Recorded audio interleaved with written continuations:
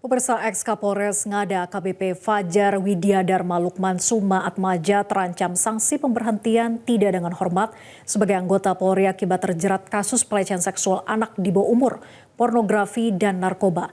Lalu akankah AKBP Fajar lolos dari jerat hukum pidana?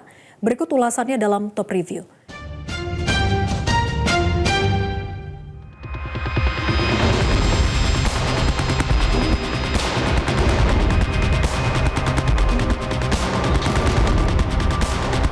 Publik dikejutkan dengan skandal pedofilia dan pornografi yang dilakukan perwira tinggi Polri, ex-Kapolres Ngada AKBP Fajar Widyadharma Lukman Suma-Atmaja. Bagaimana tidak, AKBP Fajar diduga melakukan pelecehan seksual terhadap anak di bawah umur dan merekam semua perbuatan kejinya serta mengirim videonya ke situs porno Australia. Karopenmas Divisi Humas Polri mengatakan dari hasil penyelidikan Kode Etik Divisi Propam Polri, AKBP Fajar ditetapkan sebagai tersangka pelecehan seksual terhadap 3 anak di bawah umur dan 1 orang dewasa. Penetapan tersangka dilakukan setelah pemeriksaan terhadap sedikitnya 16 orang saksi. Ditemukan fakta bahwa FLS telah melakukan pelecehan seksual dengan anak di bawah umur sebanyak 3 orang dan 1 orang usia dewasa. Antara lain, saya akan menyebutkan anak 1, anak 2, dan anak 3. Ya. Anak 1 usia 6 tahun, anak 2 usia 13 tahun, anak 3 usia 16 tahun, dan orang dewasa dengan inisial SHDR usia 20 tahun. Sehingga ini bisa diketahui pada konteks sebagai anak dan orang dewasanya. Kemudian tanggal 24 Februari 2025 ini sudah dilakukan penanganan perkaranya oleh Divpropam dan telah ditempatkan secara penempatan khusus.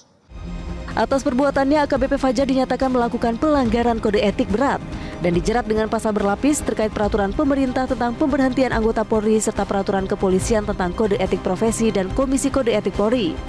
AKBP Fajar terancam mendapat sanksi etik berupa pemberhentian dengan tidak hormat. Di mana pada penjelasannya di sini jelas, anggota Kepolisian Negara Republik Indonesia dapat diberhentikan tidak dengan hormat dari Dinas Kepolisian Negara Republik Indonesia karena melanggar sumpah atau janji anggota Kepolisian Negara Republik Indonesia. Pada berikutnya, setiap pejabat Polri dalam etika kepribadian wajib menaati dan menghormati norma hukum, dan setiap pejabat Polri dalam etika kepribadian wajib menaati dan menghormati norma agama. Kemudian juga setiap pejabat Polri dalam etika kepribadian wajib menaati dan menghormati norma kesusilaan. Setiap pejabat Polri dalam etika kepribadian dilarang melakukan perilaku penyimpangan seksual atau disorientasi seksual.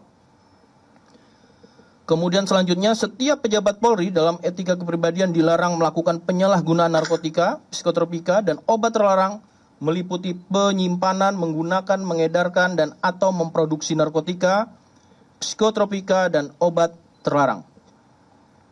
Setiap pejabat Polri dalam etika kepribadian melakukan perzinahan dan atau perselingkuhan. Setiap pejabat Polri dalam etika kepribadian dilarang menggunakan sarana media sosial dan media lainnya untuk aktivitas atau kegiatan mengunggah, memposting, dan menyebarluaskan pornografi dan porno aksi. Karowaprof Divisi Propam Polri Brigjen Agus Wijayanto menyatakan apa yang dilakukan AKBP Fajar telah mencoreng citra Polri. Karenanya AKBP Fajar akan diproses secara etik dan dijadwalkan menjalani sidang pada Senin 17 Maret 2025 mendatang. Selanjutnya, di Propam Polri akan melaksanakan sidang kode etik terhadap terduga pelanggar. Direncanakan hari Senin tanggal 17 Maret 2025. Dan hari ini statusnya adalah sudah menjadi tersangka dan ditahan di Barreskrim Polri. Lalu selain proses etik, apakah AKBP Fajar juga bakal menjalani proses pidana? Polri memastikan proses hukum terhadap AKBP Fajar akan mengacu pada Undang-Undang Perlindungan Anak. Langkah Polri ini diapresiasi oleh Kompolnas yang memastikan akan mengawal proses etik dan pidana AKBP Fajar hingga tuntas. Kami akan tetap mengawal proses ini. Minggu depan sidang KKEP kami akan hadir, dan dengan demikian juga pemeriksaan terhadap pidananya juga kami akan hadir. Dari kami, dan yang terakhir sekali saya apresiasi kepada Polri, dalam hal ini Pak Kabid jajaran Propam yang sudah dengan cepat melakukan pemeriksaan terhadap yang bersangkutan atau yang tersangka sebelumnya atau terduga pelanggar, sehingga kasus ini menjadi terang benderang. Terima kasih kepada Polri, dan jangan lupa kami akan terus mengawal proses ini dengan sampai selesai.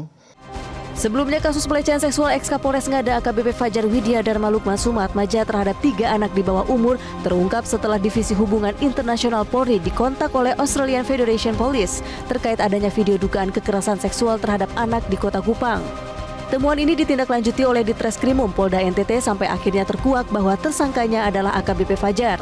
Dengan fakta hukum itu, publik menunggu langkah lanjutan Kapolri Jenderal Listio Sigit Prabowo yang telah mencopot AKBP Fajar dari jabatannya sebagai ex-Kapolres Ngada dengan tidak sekadar memberikan sanksi berupa pemberhentian dengan tidak hormat. AKBP Fajar harus dijerat dengan pidana berat dengan pemberatan hukuman karena bagaimanapun ia adalah aparat penegak hukum yang semestinya melindungi masyarakat.